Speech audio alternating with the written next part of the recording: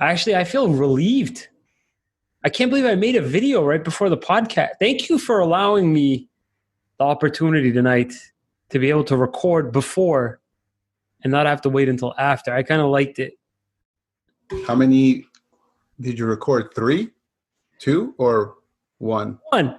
It's the Shant and Ari podcast, you guys. Episode number 21. Shant, how you feeling tonight, big guy? Good. We gotta practice that 3, 2, 1 thing, man. We gotta stay up tonight and just fucking practice that. But I'm doing good. So episode 21. So we're finally legal to drink in most states, in all states of America. I'm good, man. It's gonna be a good episode. I think we're gonna talk about something I think a lot of people think about.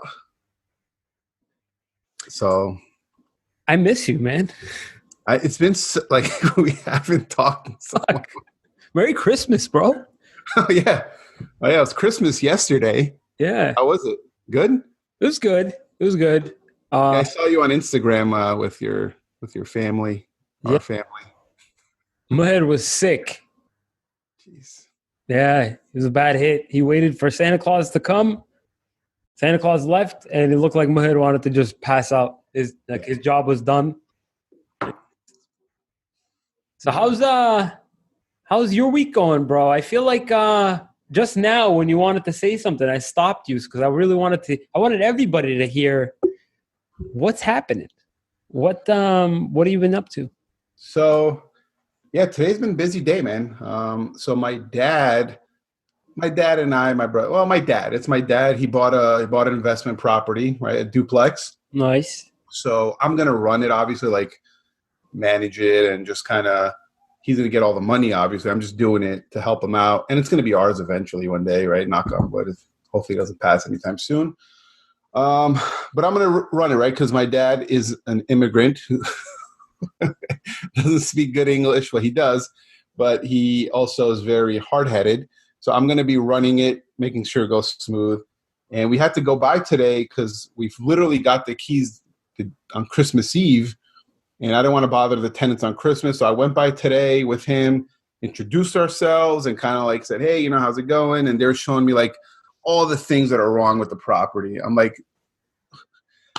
you guys have been fucking living here for a year now. You like, why didn't you say anything? Motherfuckers, man. Yeah. So we had to like kind of take a list of stuff and just walk through that. It's a fucking headache, but it's fine. They were nice people, but he's like, yeah, they yapped a lot. And then, so I got that flip that I'm doing, right? The property, me and my business partner, we're flipping. I get a call because we were there today. The contractor was there, gave him the keys. I got the keys originally. I left it on the counter. I told him, hey, here's the keys. It's on the counter. We get a call like 4 hours later. This was like an hour ago. He's like, hey, I can't find the keys. You never gave me the keys. I've been looking for half an hour. I got to leave. So the whole house is unlocked. They couldn't find a way to just lock the fucking place? Well, then if we had no key. So lesson number 1, always make a fucking spare, right? Because if we would just lock it up and just go. So we have an electronic lock on ours. Yeah. And I'm realizing more and more how much I appreciate having that now. Yeah. Just a quick suggestion, I guess. Just like minor suggestion, I guess. Well, it's not worth putting it in a flip. It's a flip. We're going to sell the house soon, hopefully. It's more, we should have made a fucking copy. Yes. Very important. Very, very important. So anybody that's looking into getting into flips, this podcast. Rule number one, make a copy of the key. Like it. I like it. So you're delving into the whole flip market, huh? Yeah, the investing side. It's kind of my passion. Wow. Shant. This is you're getting very, very like you want to take care of that or You're getting very, very particular, man. Passion. You Yeah. didn't really get into what your passion was on last week's podcast. I kind of went into it a little bit as far as, okay, like I would, if it was a little bit earlier, if it was a few years ago when I wasn't so deep into what I'm doing now, maybe I would have pursued my childhood passion of opening up my own body shop, but life got complicated, right? But this is something, it almost sounds like a back, and it does sort of like I wish I could do right now. And you're making pretty fantastic. Maybe if real estate doesn't work, well, first of all, I want to talk about how it wouldn't work out. Okay. Have you been noticing that buying cars is evolving a tiny bit in terms of like the process is trying to go online, subscription models, paperwork from home or whatever. It's getting there, bro. But real estate, I mean, can you tell me sort of what your fear is like for your industry? Yeah. So a fear kind of that I think most agents right now that are kind of like worried about that we keep seeing happening is a lot of like ways where you could sell your house, right, without an agent, right? Just online, you're going to make a little less money, but you put in what your address is, pictures of the house, boom, they send you an offer, right? So that's one thing, right? And then it seems like a lot of big companies like Zillow, they're getting in the real estate. Like, yes, they were Zillow an app, but now they're actually getting into real estate as far as like buying and selling. Mm-hmm. And now with that happening, Amazon is going to be next coming in. That's fucked up. And they'll make. And whatever Amazon does, like they're going to do good at it, right? Like they're not going to try to do good. They're going to do good. They're going to fucking kill it, man. So that's kind of a thing. I don't know how long it's going to be until if agents get extinct.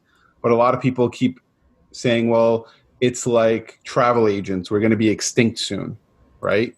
But there's a lot of contracts. There's a lot of legalities, but it could be a lot smoother. It could be a lot faster. So I do feel, lenders too. Lenders are another one that it's going to be easy. You put in your thing, boom, online, done. You don't need the process is going to change. And I think that is something a lot of agents are worried about. I don't really try to think about it much, but I do hear about it a lot. So, I mean, put it this way, Shant, I'm with you in that, put it this way, finance managers for car dealerships are eventually going to be extinct. That's the first one I want to see go. Yeah, they're technically a waste. They're a big time waste, but they preserve a lot of profit for car dealerships, and that's sort of why the car dealership industry has protected them.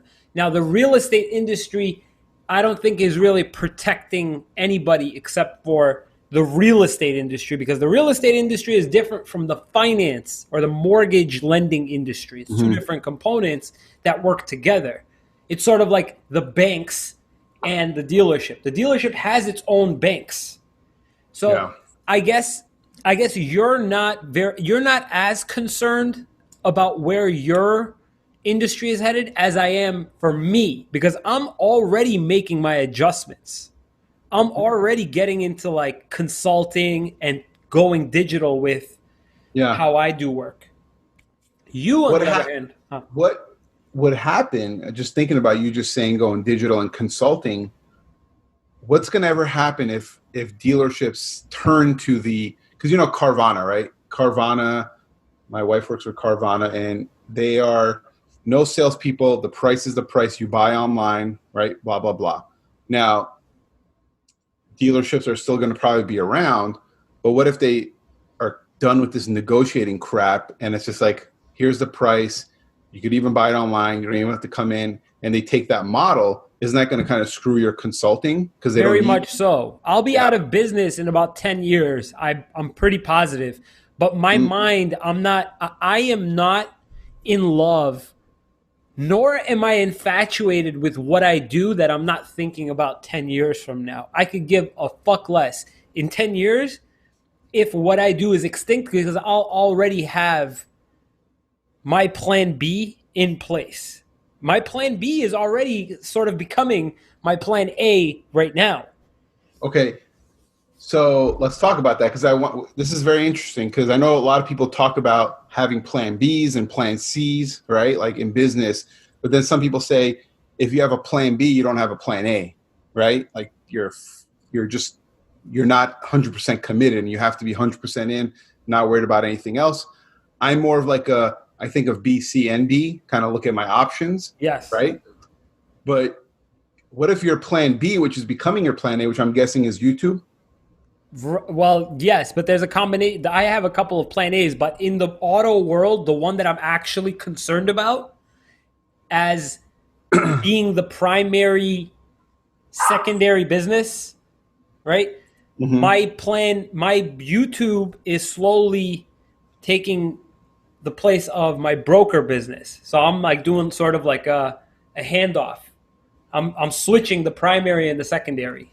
So, and this is going to sound kind of redundant, but I think there's a good lesson or something to think about for me too, because I haven't even thought about my plan B kind of is what if YouTube is something like YouTube goes out? Because like everything evolves, right? It used to be Yahoo, then Google, MySpace, went to Facebook. What if YouTube and then there's something else? Does that concern you? Yes, and so many YouTubers are now thinking about that. Am I wrong for putting all my eggs in one basket? Should I be hosting my own videos and having people subscribe to my own website? Like members, even if it's not paid, that's fine. You could learn how to do Google Ads on your own website so that they have to watch a video before they watch, or they have to watch an advertisement before they can watch a video, or whatever. So you control the audience. It's not controlled by YouTube or if the new thing. It's they're coming to your website directly, and you're in control of it. So a lot of YouTubers are now thinking, is it wrong? And should we have a plan B in case YouTube, because YouTube's making a ton of changes. Like we don't know. I don't know if I'm going to be able to sustain on YouTube, but clearly I've got something going on where I'm not just going to no, this is for the long term. It's not good. Because in business now, I feel like, Shant, there's a lot of people doing short-term things because that's how our market is. It's evolving so quickly at this point. You don't know if Amazon's going to roll out next week. You don't know if it's going to roll out in 5 years. Mm-hmm. So I guess sort of where the conversation is headed is what other things have been crossing your mind that you know that you're interested in, that you could make a living from, because not only is it a good business that you could see yourself being a part of, but you kind of enjoy. And I'm hearing about this flipping and this investing thing, and I feel like it could make more money than fucking putting on a shirt and a tie and going out and selling real estate, man. Yeah, I was in my shorts and sandals today at my fucking flip. It was awesome. Yeah. And the weather is nice. I could do that. All right. Well, I got a cold. So you said something. I hope people caught on to, because I've never heard that before. That was kind of what you said. Is a lot of people are making business decisions for the short term, which is never really a good idea, right? Like in theory, if you went to business school, they would probably. I never went to business school. But I'm sure they would say, don't make decisions based on short term. Make it based on long term, patience, like Gary Vee talks about. But you said something great, because the market changes so fast now. It's not like it was back in the day. Like yesterday was Instagram. Now it's like TikTok. It's literally taking over. Right. And it's like so you have to always switch it and go be adaptable. So I just want to make sure everyone caught that, because that's really interesting, man. I guess I don't want you to get the completely, like, you might have understood what I said to completion, but I don't want anybody that doesn't completely understand for me not to address it. What I'm referring to is short-term business decisions within the realm of whatever you're good at, or within the realm of whatever it is that you've already been doing. As in, if the restaurant industry now took a turn and it's only just food trucks and delivery, that You you're gotta move. adapting to that very, very quickly and not putting your eggs into, oh, I just spent, $2 million on making a really, really nice restaurant, and all of a sudden nobody wants to leave their house anymore. They just want a truck to pull up and, dish out their food and not leave their house. Yeah, because that's crazy. Because you weren't talking about like short term, like, oh, go like screw customers over because you're just caring about right now. You're talking more about just business decisions. Like you have to be flexible. Adaptable. Right. Both. But in terms of being adaptable and flexible, I guess, Shant, what do you got in the back of your mind? Say you can't do real estate anymore because Amazon fucked you, or Redfin. Everybody feels self-empowered now to be able to list their houses on their own, and everybody's their own real estate agent because a lot of people are doing that now. Mm-hmm. So that's a good question, man. And I'll even flip it to like real estate investing, right? Well, so my thing is, if I'm trying to build up my real estate investing portfolio and stronghold, because that takes time, right? Flips, it's a quick game, right? Flips, it's a quick business model where you're trying to do as many flips as possible to make money. But what happens is with that's based on the market, right? If the market's tanked, you're not trying to buy and flip. If the market's going up, that's when you're trying to buy and flip. So that's market based. Like what's happening, that's when you do flips. But long-term holds, like rentals, right? That's the key of like early retirement that everyone wants, right? So if you have 20 doors, as they call it, and you're making like on average $300 a door a month times 20, that's $6,000 a month you're making in your pocket. And if you want to move to Greece, $6,000 in your pocket a month, you could do it. Right? Like you could do it. So that's the game, but that takes time. I want to move to Greece. Funny. I know. Fucking guy. But my thing is like, that's going to take some time probably. Right. But what if like real estate, I've thought about this, right? Because when I got into real estate, Betty asked me, right? Betty, who's my wife, she's like, what happens if you're not good and you just like have to like just be done, right? Like you're just not working out, quit, or the real estate market just dies. Like what is next? Like what would you do? And I'm just like, I don't know. I'd be fucked. Right? Like literally one of my options at first was like, I'd go to Boston and just team up with Ari and do something. I don't know. Who says Ari wants you around him, man? I don't know. You have space in your basement, bro. Like, this is my YouTube studio right now. It's my at-home studio because I do videos at home now too. Yeah, that's awesome. As you can see from the. But that's I don't know. Like, in thinking more about it now, I don't know. Besides real estate, what I could do. Like I've gotten so invested in it, where I don't know if I could be adaptable. So I think the major question to ask yourself, or any person that's in business, whatever you're in business in now, is maintaining consistency, right? Listen, you know something. You know your industry. You know the products that you're around.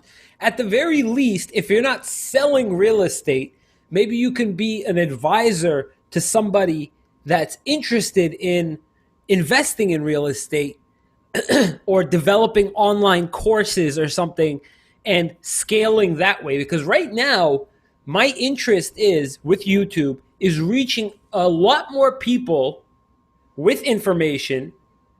And instead of charging, one customer $350 to do their deal, I'm charging, I don't know, $35, $70 to a ton of customers a day that are looking for the same exact car and the same exact information. So I'm adaptable in that way, right? In this business now, my plan B is already becoming my plan A because of how much the industry has evolved. Your industry is at step one right now. Yeah. This should be shaking the ground for you, bro. Yeah. So I don't think the reason why it's not such a big deal is because if you're good at what you do and you've sustained, remember the conversation from last week, if you sustained when the market has helped anybody that seems to know what they're doing get to where they need to be until now, if you know what you're selling or what you're good at, being adaptable, that's what you got to be thinking about right now, not you. Well, maybe you. Yeah, in general.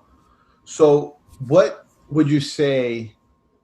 So do you think it's a good idea? I want to ask you, forget like your plan A, your plan B, because your plan B was tied into your plan A, right? Like it was kind of tied in, and your C is kind of with the B, and it's all kind of mixed, right? Yeah. But do you have like an emergency exit, right? Like, or do you think someone should, or it's a bad idea? Like if worst case restaurant goes under, right? Let's just say, knock on wood, hopefully it doesn't, right? Gone. Hopefully it doesn't.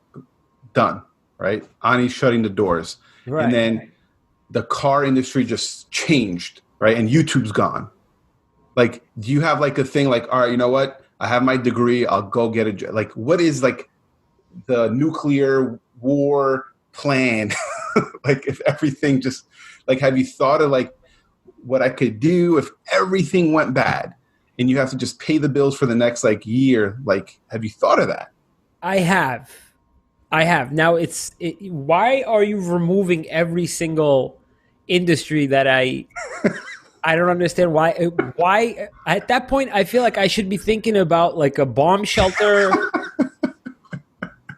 maybe like a one-way ticket to like Armenia, like getting arrested. What's happening? But if you remove the restaurant industry and somehow there are no more car dealerships left, I guess my backup plan, Shant, would be to go corporate, taking all of my experience, pretty good experience. My track record would probably serve me pretty well in corporate business management. I think that I do very, very well in corporate. Would I want to go to work? No, because I don't think that I'd be able to do corporate. I don't like, to be honest with you, for being completely honest on this podcast, I'm not a team player, bro. I know you've been a part of some teams. Yeah. I've never actually played team sports. I don't like when Sacco helps me assemble furniture. I tell him just get the fuck away from me. Yeah. So with that being said, that I could do it. It's not something you'd want to, but you've thought of that. You have that like thing. So should people be thinking of that thing when you know you have two industries? So like you're pretty, if one goes, you'll go to the other one. If this one goes, you'll go to the other one. But I was saying if two go. So that's very rare because they're so different. They're two real different industries, which is good. You've leveraged yourself, right?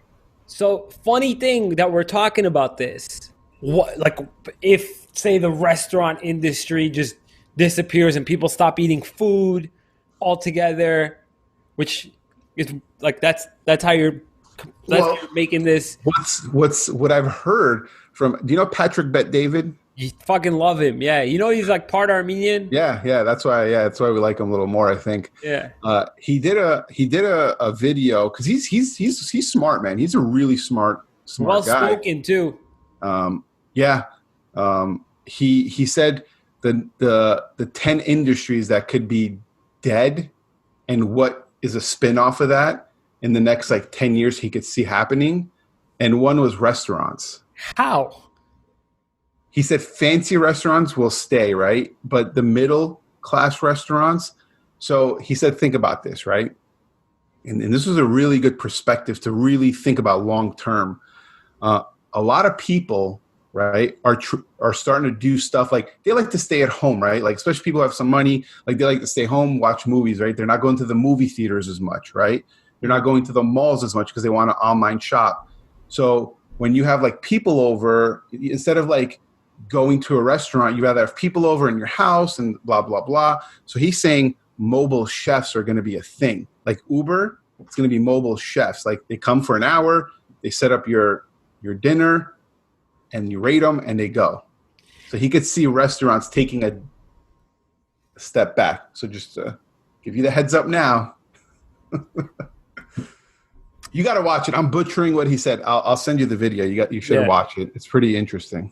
So let me ask you a question, because retail is dying, right? Nobody wants to go anymore. Nobody has time anymore to go to a retail store. I still go to Best Buy, right? I enjoy going to Best Buy. Yeah, I like Best Buy. Right? There's certain industries, there's certain types of stores where I still like getting in the car and getting takeout. I don't order delivery as much as I like getting food because it's a thing for me. Like, I like DoorDash, and I like these. They're terrible, but we use it at the store. Like we're very big fans. If it wasn't for Grubhub and DoorDash, we wouldn't have survived. We wouldn't have made the first few years. And I'm with it. I'm with the trend. There's people who don't like to leave the fucking house, bro. Like they literally, like me and Betty, like if it's a Saturday night, instead of like going out to Cheesecake Factory, if someone could make Cheesecake Factory in my house that night, instead of like them bringing it cold and it's fucking, by the time it gets there, it's soggy, they could come, prep it, do it, and go. I would love that, bro. So, Shant, you know what it is?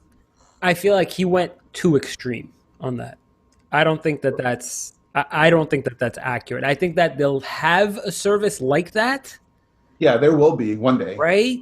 I don't know if it's going to affect the restaurant industry, but it's going to be a thing. I feel like it is, but I don't think that it'll make a complete replacement. And I think that restaurants are going to offer, like, listen, like if you want my dad to come to your house, which he does. Catering, yeah. Right? It's catering. That's a catering, but he'll make a visit, but he's not going to charge you $14 plus tax. It's going to be more, yeah, of course. It's going to be a shitload, and the everyday person is not going to be able to afford that. So I think that it'll take a long time. And what happens is I think restaurants during that time will have to be adaptable, right? Like you might have to switch up the atmosphere a little bit, or like make it where they want to come in for just something. I mean, you'll know what to do at that time if it ever gets to that. But like it just like anything, you have to be adaptable. But let's get back to having a plan X, right? Like fucking worst case, right? For you have two, so you could balance it out. Like someone like me or someone, friend of ours, like who's a jeweler, right? In the jewelry industry. Like, should we be thinking about not how to be adaptable in the business because things change so fast, but outside of our business, like what is plan X if it all fails? Is that a thing we should be looking into, you think? Yeah. Because they say you shouldn't, right? Like a lot of these experts say, if you're thinking of another option, your plan A is not good enough. So those experts, I guarantee you, have like 15 different revenue streams. Mm-hmm. Right? So if you're producing a lot of revenue streams, then you don't need to think of a permanent plan, right? But I can almost guarantee you that if you were to just strip that expert out of whatever his plan A is, he'll very, very quickly have an escape route, like a mouse. He'll know exactly where he's going to go. Like Bin Laden has his like exit route, yeah. Right. So it's very, very easy as a millionaire to get up and say, you don't need the, like shit like Gary Vee would do, go very, very extreme, or Patrick Bet-David would do and go very, very extreme. But I can guarantee you that these guys, as soon as you take them out of their position or make it illegal to give out information or like, right, they'll have somewhere to run to or turn to. I think that if you were to ask me right now and not make it like this extreme situation where like restaurants don't exist anymore, car dealerships don't exist anymore, my escape route or like my quickly go and do something there, it's the restaurant business. It would be very, very quickly the restaurant business. And I feel bad if my dad ever heard this, that like right now I'm so busy that I can't dedicate that time that I'm setting aside for a second alternative business or a different revenue stream, why I'm not doing that now. But it's a little bit more than just me doing it. It's Yeah. me and, I don't know, Sako doing whatever I intended on doing if for whatever reason that business failed. It's a bit more complicated than that. Let's say if the real estate industry failed, car industry failed at the same time, I'd be like, yo, fuckstick, come. My basement's empty. We got some like restaurant business to really ramp up, and that's how that's Like going to help. Yeah, Right. like expand, yeah. Right. I need you to be a personal chef 5 times out of the week for those people that. And listening to your answer, right? Because I was kind of indifferent about it. I was kind of like, shit, I kind of agree with them.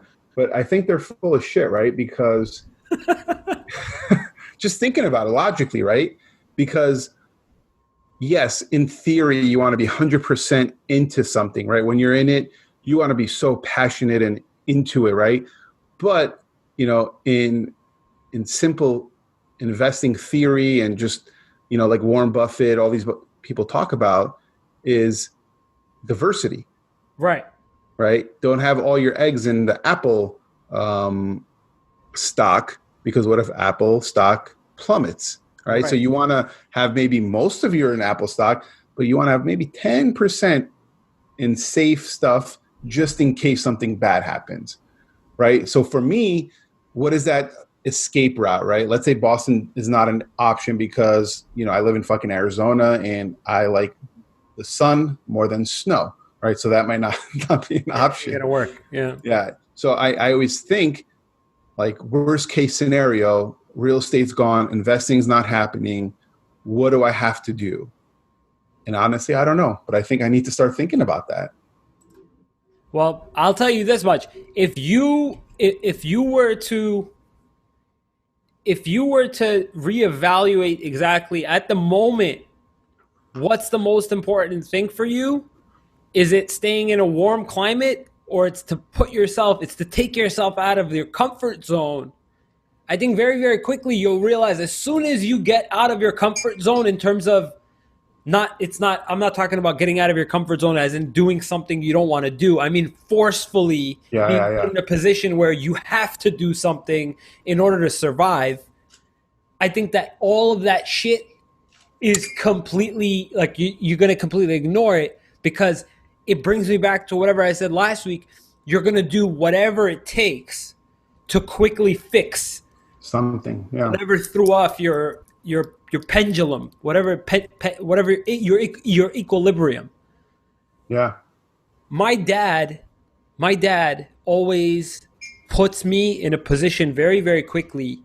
Never, going back to what you're saying, never put all your eggs in one basket. He was the one that encouraged me, think outside the box, do something that your competition, that you're going to be ahead of them. That your personality can shine through. You're not just starting an online store, right? And do something that's sustainable, that's not going to drive you crazy. Mm-hmm. So I think that once you take somebody out of that comfort zone, right, they're going to do whatever it takes, Shant. But the idea behind it is staying smart enough where you're never actually immediately put into that position unless you did something illegal. Yeah.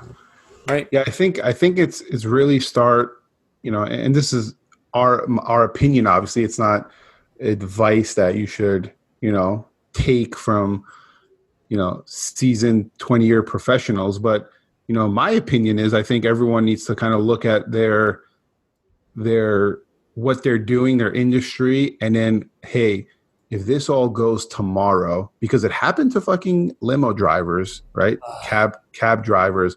It happened to travel agents just like that. Very quickly. So I think it's a good idea to really just kind of just think what you would do. Start thinking about it. Hopefully it never has to happen. And I'm going to start doing that, I think. I think that you're subconsciously already doing it, but honing in on it, Shant, it's not wrong, bro. It really is. I don't want you to feel like, oh, like, why am I thinking about a plan B? Remember I texted you earlier today and I was just curious. Do you have a plan B? And you started the conversation and I'm like, well, but like, let's talk about it on the podcast. It's not a wrong idea to have a plan B, bro. No, that's a good idea, man. Just talking it through. And geez, man, that's like, what about jewelers? Has Kirk, I'm curious to maybe ask, have you thought about doing a little bit of fucking Instagram marketing? That drove me up the wall, man. How do you not do marketing? Let's not get into deeper in that, but I guess jewelers or people like in that industry, you should be looking into online stores, which I think a lot of the ones that are doing that are, you could buy their shit off of Instagram. You could tag the product and just buy it. You know what people are doing now on TikTok? Jewelers are crushing it. Are they really? Serious? Yeah, man. Like it is a thing where they're like, because bro, you could have 2 million views on a video. Literally 2 million views from people from all over. One of them might buy something. Straight up. Like they were just thumbing through. Yeah, and oh shit, look at that fucking watch. Yeah. If it's nice enough and it's being sold in America, yeah, I might consider it. Like an authorized, and you look it up, you're like, okay, this is an official place. You see there. Legit. Yeah. So yeah, man, like they didn't do anything different. They didn't start selling tacos after being a limo driver. Yeah. They just, instead of selling jewelry at the store, they're doing it on fucking TikTok and never actually talking to anybody. You know, my friend, one of my close friends, Vartan, his uncle has a limo company, and he survived the, because fucking Uber. Limo. Yeah, Uber just took over, right? But he survived, and he's still doing good, I think. So I think he went more big events, harder on big events. Like, what else? Is he on Uber? Did he join the Uber? I don't know. These limo companies, the way that they survive aren't via stretch. They're more smaller, like town car and airport pickups and shit like that. And I put it this way, Shant. I've been in many. I'm very important, so I've been in a lot. I'm kidding. No, I've been in a couple limos that I've ordered off of Uber. Yeah. Oh, really? Right. And these guys that pick you up are the limo company. They're the limo company. They're on Uber too. During like let's say you call the limo company and you needed an airport run at say 7. You go to the airport, done. The guy's coming back. You ordered a limo. He doesn't have another run until like 10. That's how they fill in the dead hours. Wow. So now I'm curious to know if Vartan's uncle has these guys on Uber. I'm gonna find out. I know he did. He hit pretty big with a couple celebrities, like athletes. So I don't know. I'm gonna find out. I'm gonna ask him how he's doing. Very good question. That's being flexible, adaptable. And this is a great time because we're running out of time right now. Wow. Sick. I'll just shut up now. Yeah. No, so this is a great time being the end of the year, right? Like these are great times to reflect and really think about like, yo, what would I do? Right? You kind of need a plan B and C in your business, right? Like you're adaptable. You have the car broker, the B2C business to customer, but now you're doing like the online YouTube. That's like your plan B. And you kind of have a C coming up, I feel like. I got somewhere in there. Yeah, you got a C, right? Yeah. So like you got to start thinking of plan B and C in your business. What are the things that are going to come at you right now? And then you need the fucking plan X if the world goes on fire and you need to just move. That's just deep and dark, and I guess that's something I might think about when I'm in bed at like 2:00 in the morning. You do. You would go to corporate. I know exactly. I know where you go to corporate all day, but I'll fucking crush it in corporate, man. Like something like 100,000. You know what I mean? Like, hey, Frank, how you doing? Hey, all right, I'm fine. All right, I'm gonna take lunch now. I feel like I take a lot of lunches. Yeah. I take. Be on lunch half the day. Yeah. Oh, it's 9:05 lunchtime. Let me grab a coffee, maybe smoke a cigarette. I'll be right back. All right, Adi. Well, the next episode, I will be seeing you. I'm excited. I am in excited. person. Your mic. I'm not going to bring my mic. I'm not going to share mine with you. You can maybe talk from across the room. That way, I'll just talk to you like this while you're sitting on the couch. Just interviewing me. What'd you say, Sean? I can't. So, yeah, figure out the logistics of this. I'm not bringing my mic. I'll figure something out, but I can't guarantee anybody that's listening to this will be able to hear you. Okay, so it might just be a you podcast by yourself. Just reactions and just me talking. Yeah. Okay. All right, Adi. Well, thank you. Good night, Shant. Good night, guys.